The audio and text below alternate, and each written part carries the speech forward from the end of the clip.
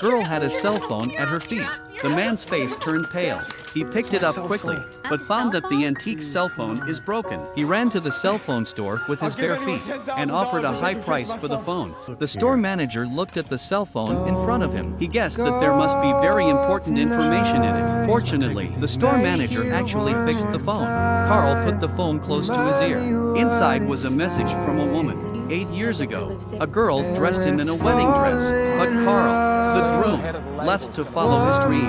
No one can understand how sad and disappointed she was. After 8 years of hard work, Carl finally made a name for himself, but he felt guilty for the girl. Didn't know how to face her until he saw it on the news that his best friend had died. So he rushed home, but he didn't dare go inside. But then a woman came running up to him, and they both froze. The woman was Annie, the woman Carl had missed. But in the face of this man, Annie chose to ignore him. For the sake of his so-called dream, he'd missed out on so much. Carl turned down hundreds of millions of dollars in business. He found Annie in a flower store, walked in cautiously. Annie ignored him the whole time. Carl tried to get close to her, but Annie just told him to leave. But then the little girl walked in. "Are you the singer? My mom listens to you all the time." He knelt down and asked her how old she was. When he found out she was 7, Carl had his mind made up. After the girl left, Annie said she thought about getting rid of the child, but she couldn't. All those years because of Carl. As she talked, Annie's eyes got red, and that made Carl feel even more guilty. He was about to make his feelings known, but then Annie's brother showed up and told him to leave town immediately. Carl asked if he could see his daughter. Annie said she wanted to ask her daughter's opinion.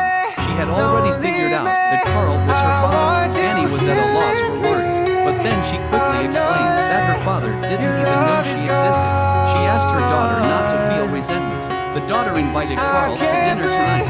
At dinner, the daughter said very seriously, "I can't call you father yet, because we don't know each other well enough."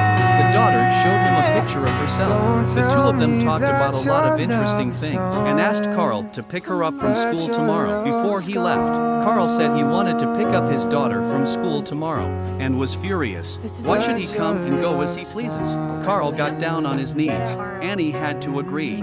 The next day, Carl picked her up from school on time.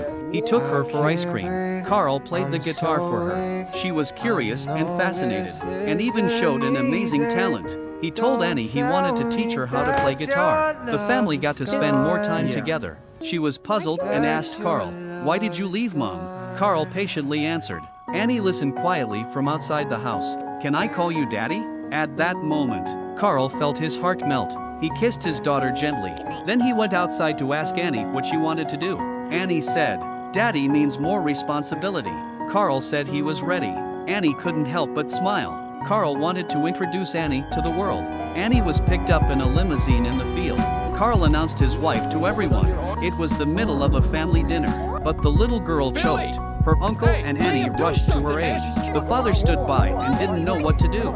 Luckily, his daughter quickly vomited up the foreign object. At night, Carl went to the bar alone to get drunk, and the uncle came over to tell him off.